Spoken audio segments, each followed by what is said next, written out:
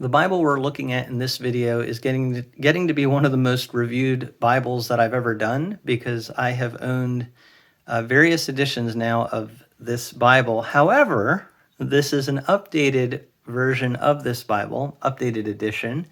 It even has an updated name.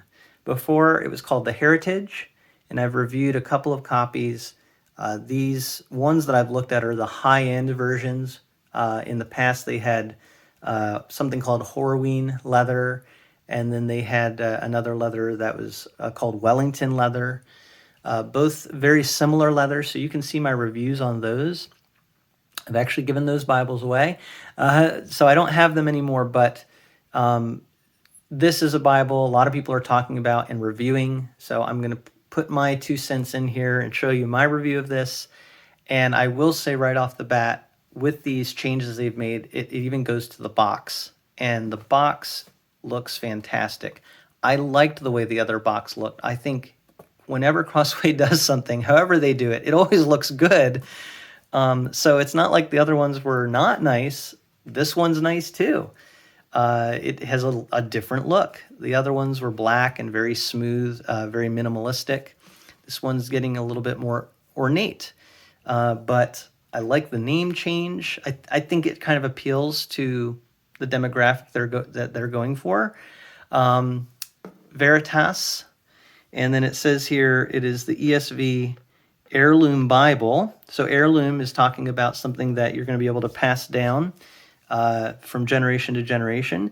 And it's calfskin, Grenada. I'm not sure why they call it Grenada. If someone has an answer for that, is it supposed to be that's where the animal skin is from Grenada, perhaps? Or does it have to do with a color? I'm not sure. But this is a 2-piece box. It has more of a rough almost look to it. Not rough really though, but just not as smooth and shiny as their previous heirloom boxes. I like that ESV design. A lot of just really beautiful details here. That ornate design there. Gold really shines and contrasts nicely with this matte kind of a box. So, and then the back here just tells you about the quality of this. Again, this whole box even looks great. Now, the Bible itself, when you open it, will come wrapped with this seal on it, wrapped in these pieces of paper. So those are very nice, typical what you see with higher end Bibles. Let's look at the Bible itself. They also do give you a pledge card, and I think they've even updated the look of this as well. So everything in this has been kind of updated, and just, even the inside of the box here, they have more of an ornate design rather than the plain design they had before. But so, yes, you're going to spend a lot of money, but they're giving you just that sense that what you're getting, what you pay for, you're getting high quality. And it does say here that this ESV Bible is guaranteed to last for as long as you use it. If you experience any defect in its printing or failure in its binding during normal use, we will replace it with a Bible of equal or greater value. That's really interesting. Honestly, over time, you probably are going to have a failure in its binding. So I don't know how many people will take them up on that, but I think the point they're making is it's going to last you a long time. This cover is really interesting. And I'm not the first to review this, but so you've already perhaps seen other reviews of this.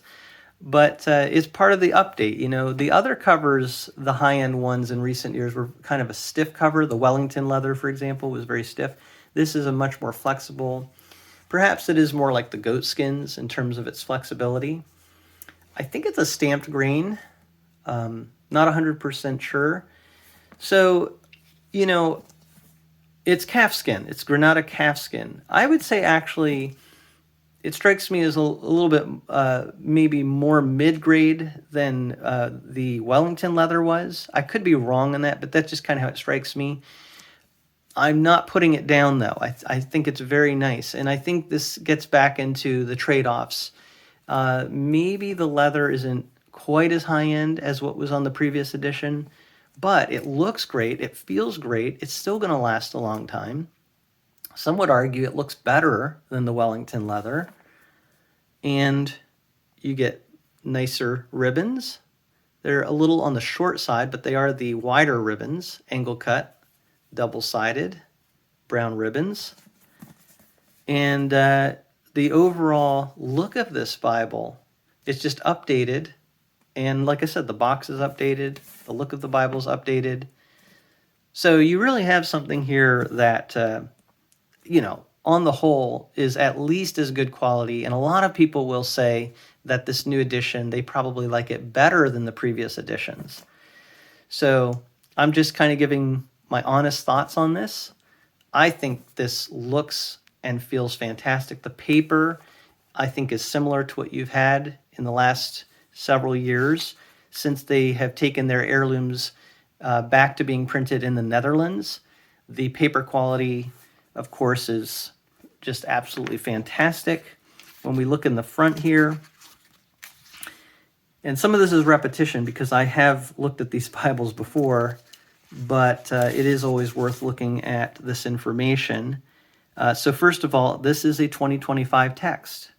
So that's something that people are also going to be interested in, is getting the latest update of the ESV. It does say it's the first printing, 2025, Jongbloed, printed in the Netherlands.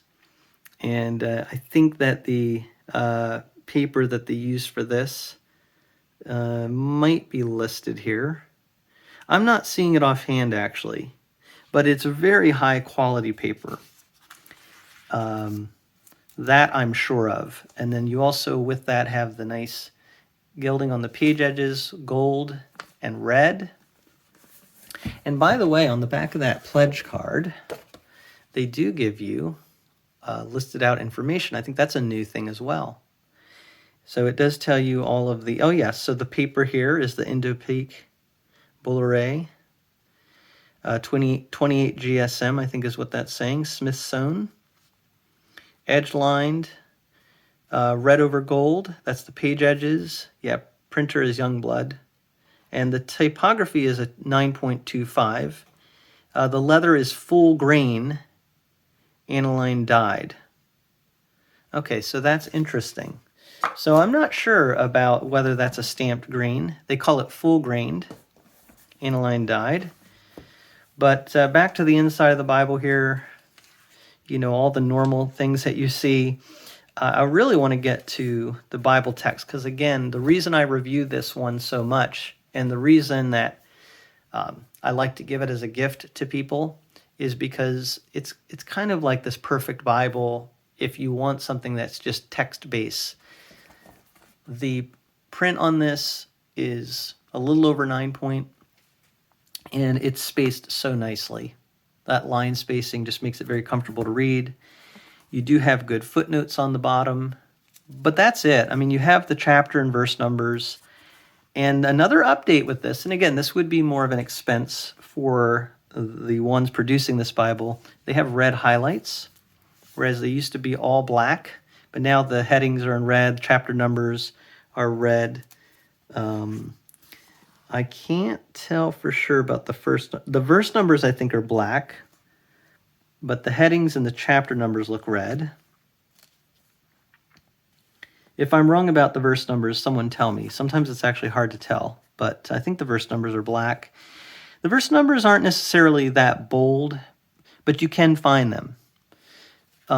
So this book is really, the way they've typeset this is really about being able to read this comfortably.